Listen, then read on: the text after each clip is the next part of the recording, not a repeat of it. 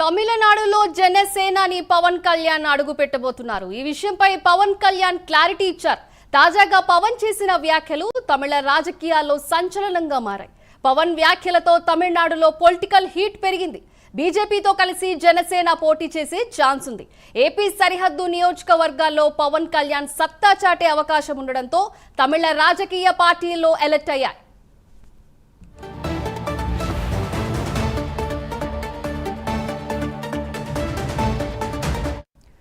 దీని గురించి మరింత సమాచారం మనకి తిరుపతి నుంచి రవివర్మ లైవ్ ద్వారా అందిస్తారు. రవివర్మ, చెప్పండి. సింధు, మీరు చెప్పినట్టుగా తమిళ రాజకీయాల్లో హీట్ అనేది పెరిగింది. ప్రధానంగా పవన్ కళ్యాణ్ తమిళనాడులో కూడా పోటీ చేసేందుకు సన్నద్ధమవుతున్నటువంటి తెలుస్తూ ఉంది. నిన్న పేర్కొన్నటువంటి ప్రకటనలో భాగంగానే బీజేపీతో కలిసి జనసేన తమిళనాడులో పాగా వేస్తూ ఉందని తెలియడంతోనే డిఎంకే పార్టీకి దడ పుట్టిస్తూ ఉంది. ప్రధానంగా అంటే తెలుగు ప్రాతినిధ్యం వహిస్తున్నటువంటి, తెలుగు ప్రభావితం ఉన్నటువంటి నియోజకవర్గాలన్నింటిలో కూడా జనసేన పోటీ చేస్తున్నట్లుగా తెలుస్తోంది. దాదాపు 30 నియోజకవర్గాల్లో తెలుగువారి యొక్క ఓటుకు ప్రాధాన్యత ప్రభావితం ఉంది. ఈ నేపథ్యంలోనే దీన్ని ఆసరాగా తీసుకొని జనసేన కూడా ఇవాళ తమిళనాడులో పోటీ చేసేందుకు సన్నద్ధమవుతుందని చెప్పి తెలిసింది. ప్రధానంగా తిరువల్లూరు, అలాగే తిరుత్తని, వేలూరు, అలాగే కృష్ణగిరి, తిరువన్నామలై, అలాగే అన్నానగరు, చెన్నై వెస్ట్ ప్రాంతాల్లో తెలుగువారి యొక్క ఓటర్స్ ఎక్కువగా ప్రభావితం చేస్తూ ఉన్నారు.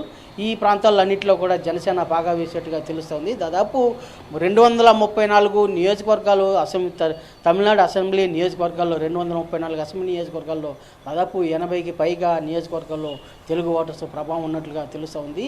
దీన్ని గుర్తించే బీజేపీతో కలిసి జనసేన కూడా తమిళనాడులో పోటీ చేసేందుకు సన్నద్ధమవుతుందని చెప్పి తెలియడంతోనే డిఎంకే పార్టీకి మింగుడు పడడం లేదు. డిఎంకే తీవ్ర ఇబ్బందులు పడి మింగుడు పడలేదు. రాజకీయ భవిష్యత్తు ఏంటి అనేది అనే కోణంలో డిఎంకే తడబడుతూ ఉంది. దీన్ని దృష్టిలో ఉంచుకునేసి జనసేన పార్టీ ప్రభావితం మరింత పెరిగే అవకాశం ఉంది. ఇదే కాకుండా బీజేపీ కూడా జనసేనతో కలిసి దక్షిణాది రాష్ట్రాల్లో పార్టీని బలోపేతం చేసేందుకు కూడా సన్నద్ధమవుతుంది. దీని కారణంగానే జనసేన పార్టీ ప్రభావం వల్ల అటు జనసేన పార్టీ ఏపీ, తెలంగాణ, అలాగే ఒరిస్సా సరిహద్దు ప్రాంతాలు, అలాగే కర్ణాటక సరిహద్దు ప్రాంతాలు, తమిళనాడులోని సరిహద్దు ప్రాంతాలు అన్నింటిలో కూడా జనసేన పార్టీ పోటీ చేసేందుకు సన్నద్ధమవుతోంది బీజేపీతో కలిసి.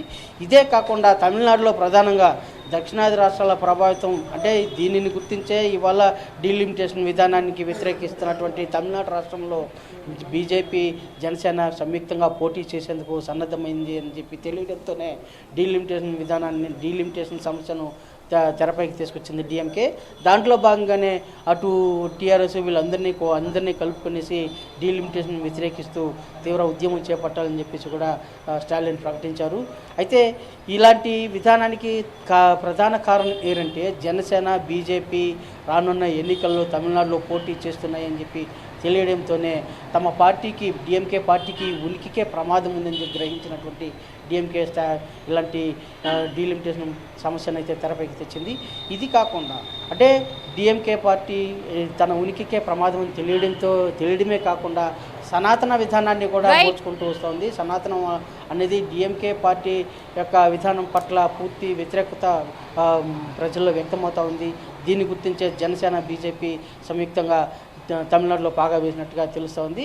రానున్న ఎన్నికలకు సన్నద్ధమవుతున్నట్లు కూడా తెలుస్తోంది. Right, thank you Ravi Varma.